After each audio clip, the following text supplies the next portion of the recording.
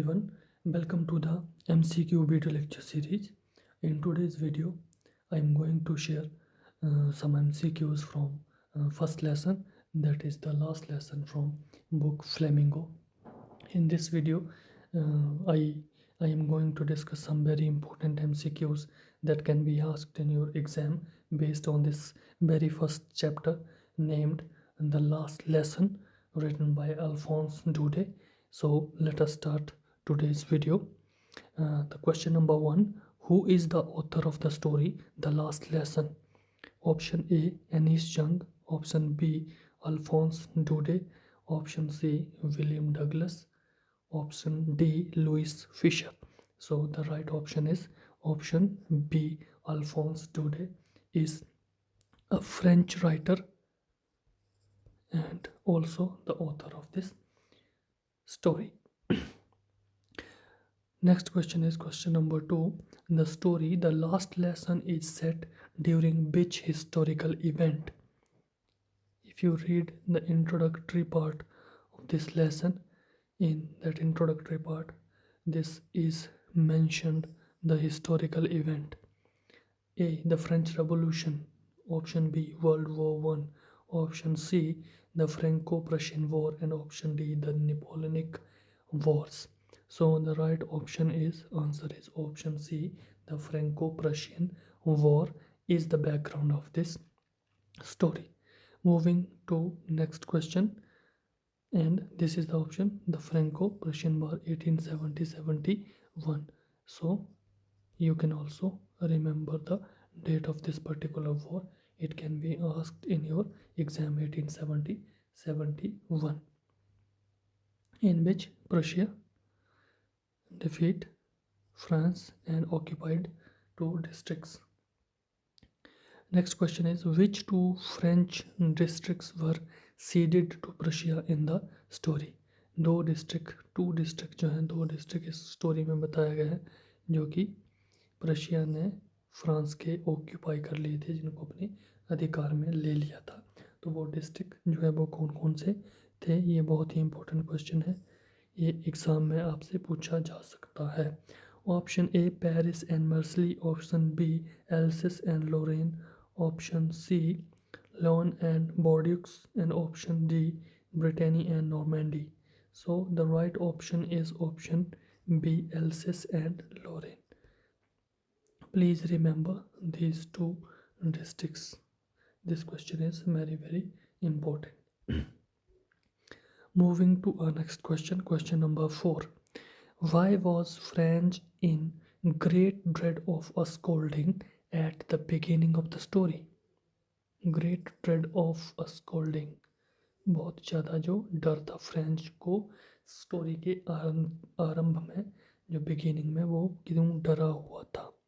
Option A, he was late for school. Option B, he has forgotten his books.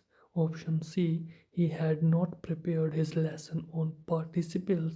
Option D, both A and C. So the right option is option D, that is both A and C. The first reason is that he was late for his school, and the second reason is he was not prepared for his lesson on participles. Next question is, what did M. Hamel say he would question the students on? Option A is history. Option B, writing. Option C, participles. Option D, geography. M. Hamel ने कौन से topic पे question पूछने के लिए उस दिन कहा था बच्चों को प्रिपेयर करने के लिए? This question is also very important. So as we already discussed in our previous question, lesson on participles, so the right option is option C, that is participles. Next question is question number 6. What was the weather like on the morning France started for school? School को जिस दिन French start किया था, जिस दिन school जा रहा था, उस दिन वेदर जो है वो कैसा था चैप्टर में बताया गया है. Cold and rainy. B, warm and bright. C, cloudy and windy. D, snowing. So the right option is the weather was warm and bright. बहुत अच्छी धूप उस दिन खिली हुई थी. Question number 7. What did France see Prussian soldiers doing in the open field back of a sawmill? French ने क्या देखा कि प्रशियन सोल्जर्स जो थे वो क्या कर रहे थे सॉमिल के पीछे क्या कर रहे थे A marching in a parade option B drilling option C eating lunch option D sleeping so the right option is option B that is drilling वो ड्रिल कर रहे थे question number 8 where did all the bad news for the past 2 years come from in French town जो सारी bad news थी बुरी खबरें जो थी वो कहाँ से आती थी और वो पिछले 2 वर्षों से कहाँ से उनको आ रही थी सभी को इन्फॉर्मेशन जो है वो कहाँ से मिलती थी this is the meaning of this question A the church be the सॉमिल see the bulletin board at the town hall option D the local newspaper so the right option is option C from the bulletin board at the town hall के पास जो bulletin board लगा था वहाँ से सारी news जो थी वो आती थी question number 9 Who was the blacksmith that called out to French while he was hurrying to school? जब फ्रेंच तेजी के साथ भागता हुआ स्कूल जा रहा था तो ब्लैकस्मिथ जो एक करेक्टर आता है वो फ्रेंच को पीछे से आवाज़ दे के बुलाता है तो उस ब्लैकस्मिथ का जो है वो नाम क्या था A M Hamel no this was M Hamel was his teacher इसको भी आप लोग याद कर लें Hauser C Wachter option D Bismarck so the right option is option C that is Vector was his actual name be remember the name of French teacher was M. Hamel. M. Hamel was teacher. Next question is what was unusual about the backbench of the classroom that day? उस दिन जो back bench रहते थे school में पीछे के जो bench लगे होते थे वहाँ पर क्या अनयूजुअल था Option A, they were broken. Option B, they were removed. Option C, the village people were sitting there quietly. Option D, they were filled with Prussian soldiers. The right option is option C, the village people were sitting there quietly. वहाँ पर गांव के जो बूढ़े लोग थे वो बैठे हुए थे चुपचाप और वो क्यों आए थे अपनी एम हेमल ने जो सर्विस उनके विलेज में दी थी उनके स्कूल में दी थी उसको रिस्पेक्ट देने के लिए वो लोग वहाँ पे आए हुए थे question number 11 what was M Hamel wearing that he only wore on inspection और प्राइज डेज उस दिन एम हेमल ने एक पर्टिकुलर ड्रेस जो थी वो पहनी हुई थी जिसको कि एम हेमल बहुत कम ओकेजन्स पे पहनता था लाइक इंस्पेक्शन वाले दिन और प्राइज वाले दिन पहनता था A, a blue suit. Option B, a beautiful green coat and frilled shirt. Option C, a red tie. Option D, a military uniform. The right answer is a beautiful green coat and frilled shirt. And a particular term used for this kind of dress, if you remember, that is Sunday clothes. This is the particular term that has been used in this lesson, Sunday clothes. So we remember this term also. Next question is what thunderclap news did M. Hamel deliver to the class? M Hamel ने कौन सी news class को दी थी जो कि एक thunder clap की तरह उसका रिएक्शन हुआ था जैसे बिजली कड़कती है वैसे उनके ऊपर वो शब्द जो थे वो बिजली की तरह गिरे थे Option A, he was retiring early. Option B, the school was being burned down. Option C, an order had come from Berlin to teach only German in the Alsace and Lorraine. And D, the students had all failed their exam. The right option is option C कि Berlin से order आए थे कि अब else's और लोरेन जो 2 district इनको अपने नाम याद रखना है वहाँ पर अब कौन सी लैंग्वेज पढ़ाई जानी थी This question can also be asked in your exam. Only German language. And what is their actual language? That was French language. सो ये भी आपसे पूछा जा सकता है कि एक्चुअल लैंग्वेज जो थी, कौन सी लैंग्वेज वहाँ पे ऑलरेडी पढ़ाई जाती थी, फ्रेंच लैंग्वेज। और फ्रेंच लैंग्वेज को कौन सी लैंग्वेज ने रिप्लेस किया था, that is German language, because Prussia means combination of nations, that Germany is also included in that group, so German language. Next question is, for how many years had M. Hamel served the school? Very important question. It can be asked in your exam. Option A 20 years, option B 30 years, option C 40 years, option D 50 years. So the right option is option C 40 years. 40 साल तक M Hamel ने उस school में अपनी services जो थी वो दी थी. Next question is, French wondered if they would make even the dash sing in German. French wondered, French सोचता है कि क्या that they would make even the dash sing in German, कि वो लोग क्या करेंगे, डैश किसको जो है वो जर्मन में सिंग करने के लिए जो है वो फोर्स करेंगे. Option A birds, option B pigeons, option C children, option D soldiers. और the right option is option B, that is pigeons. ये एंड में फ्रेंच जो है वो सोच रहा होता है कि जो क्लासरूम की छत के ऊपर, रूफ के ऊपर जो पिजन उसको दिखाई देते हैं, कबूतर दिखाई देते हैं, तो फ्रेंच ये सोचता है कि क्या वे इन कबूतर्स को भी क्या करेंगे, फोर्स करेंगे कि वो भी जर्मन लैंग्वेज में ही सिंग करेंगे, कूड करेंगे. So the right option is option B, pigeons. Next question is, who was in the room above M. Hamel's classroom? This question is also very important. M. Hamel जब पढ़ा रहा था लास्ट लेसन, तो उसके रूम के ऊपर जो है वो एक और करेक्टर हमारे चैप्टर में आता है, जो कि पैकिंग जो है उनका सामान जो है वो पैक कर रही होती है. वो कौन सा करेक्टर है? Option A the new master, option B the blacksmith, option C his sister packing trunks, and option D the school principal. So the right option is option C, M Hamel की sister जो है वो trunk में उनकी packing जो थी वो कर रही होती है. Next question is question number 16. What subjects did the students have lessons in on the last day? Last day के ऊपर जो लास्ट लेसन है, उस दिन बच्चों को किन किन सब्जेक्ट्स का लेसन जो है वो स्कूल में पढ़ाया जाता है.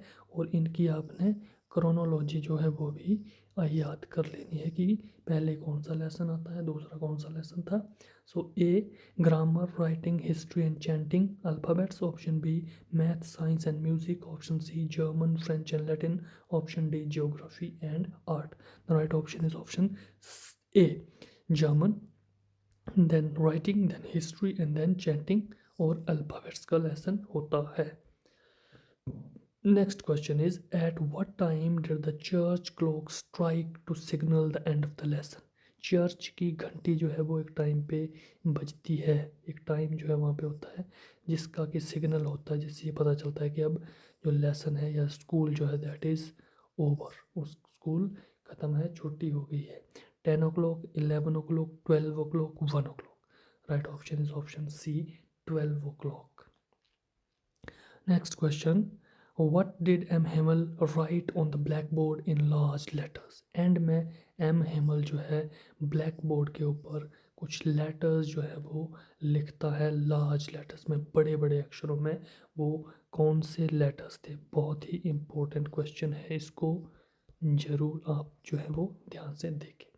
ए good bye Alsace, option B vive la France, option C German is king, option D the and.